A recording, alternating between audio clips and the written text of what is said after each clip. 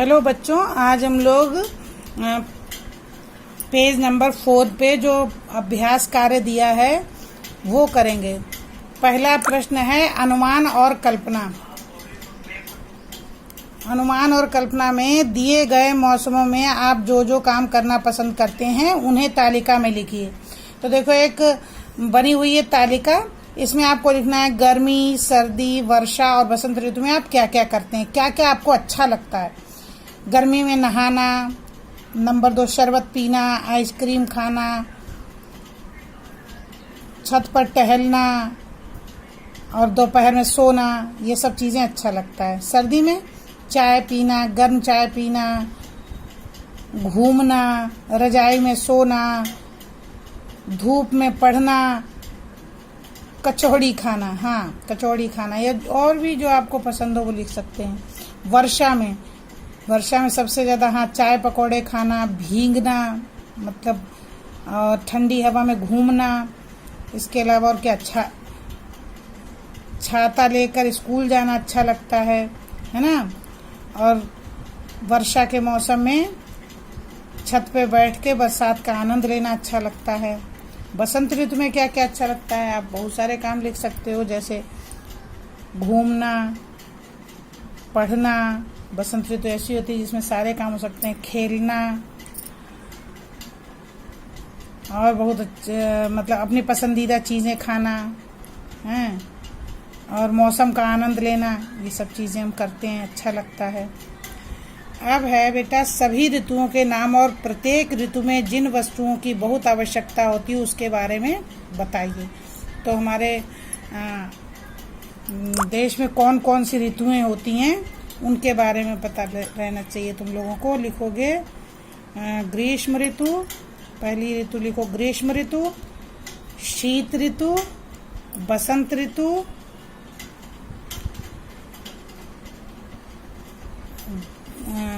ऋतु, और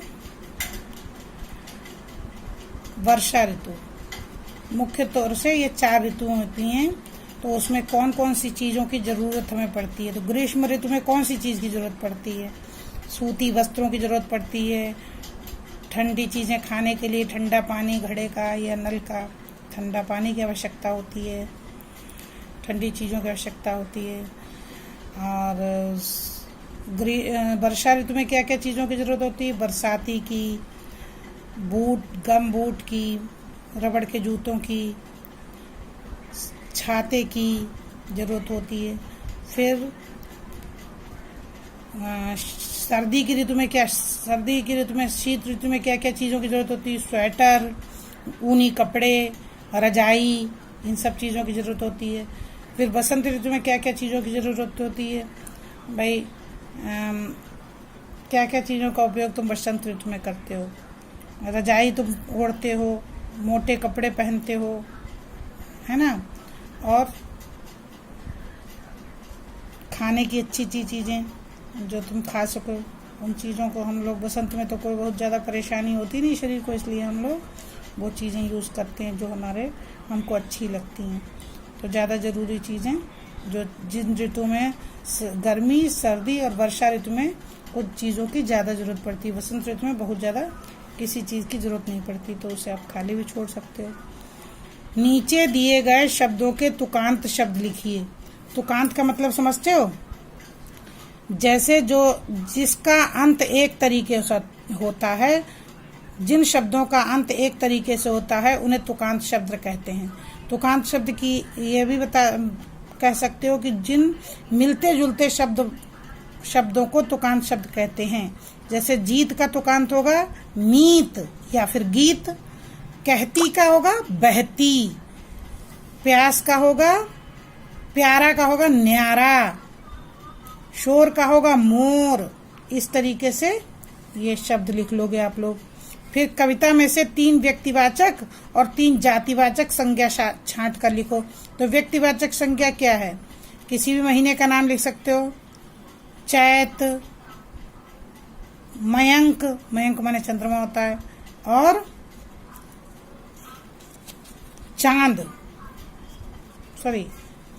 चैत, मयंक और सूर्य लिखो यहाँ पे। सूरज या सूर्य लिख लो, क्योंकि कविता में सूरज शब्द आया है। ये सब व्यक्तिवाचक संज्ञा है। अब जातिवाचक संज्ञा लिखो। क्या क्या जातिवाचक संज्ञा है? महीना, ऋतु, महीना, ऋतु, वर्ष, ये जातिवाचक संज्ञा है।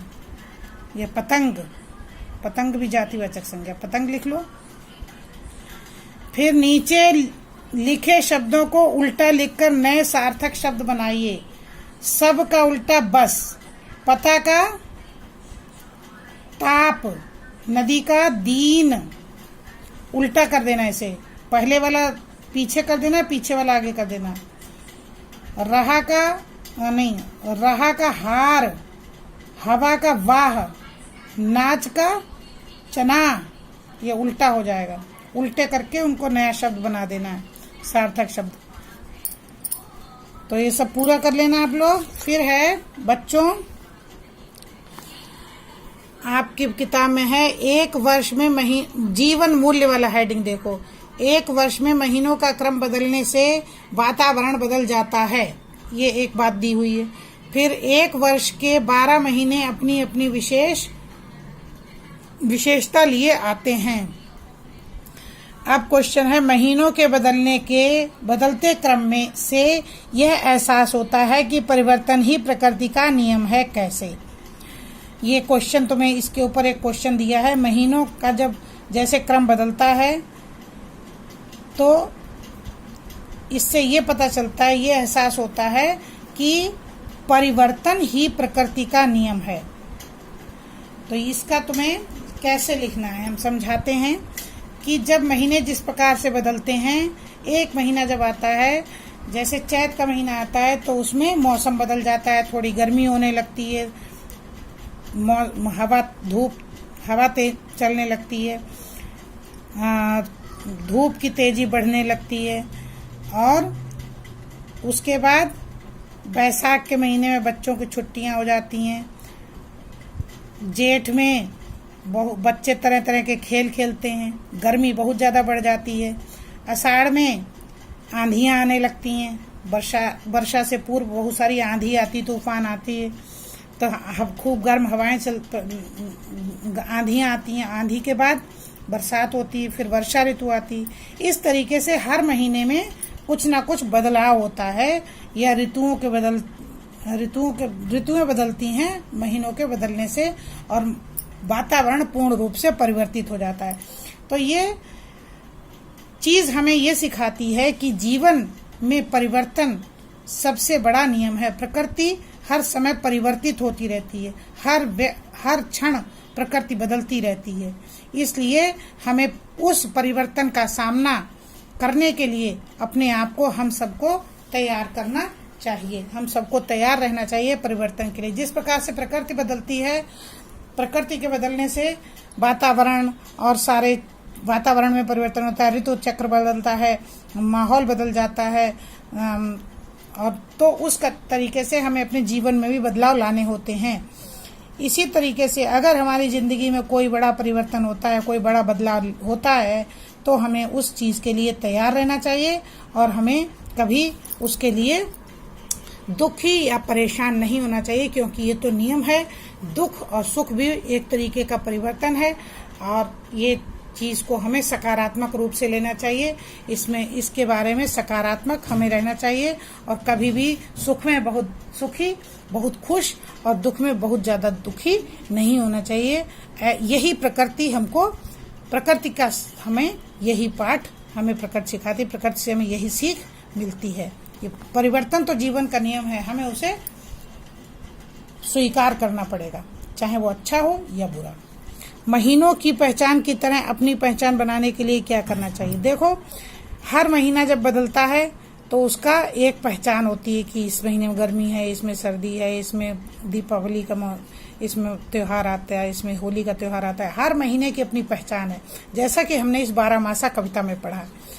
तो इस पहचान, जिस प्रकार से महीने अपनी पहचान बनाने के लिए उसके अपने अंदर विशेषता लाते हैं, उसी तरीके से हमें अपने जीवन में, अपनी समाज में, दुनिया में अपनी पहचान बनाने के लिए एक नई नई चीज़ें करनी पड़ेंगी, नई चीज़ों को अपनाना पड़ेगा, सबसे अलग रहना पड़ेगा।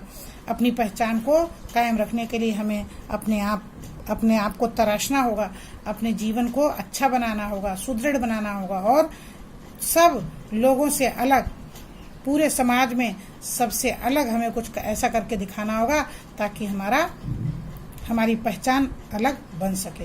अब ये कुछ करने के लिए है। चलो अब ये वीडियो यहीं पे समाप्त करते हैं, आगे की पढ़ाई कल होगी।